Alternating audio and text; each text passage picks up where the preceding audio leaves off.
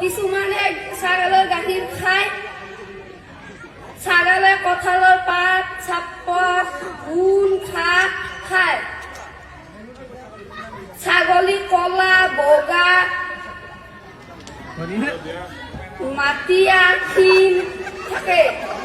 ছাগলীৰ বহুতো বিভিন্ন প্ৰকাৰত থাকে।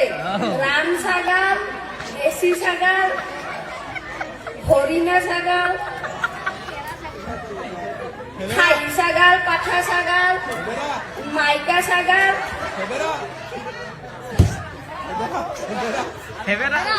আৰু ভেবেৰাও থাকে। আমাৰ খাহী চবৰে ঘৰত ছাগাল হলে খাহী কৰি বেচে।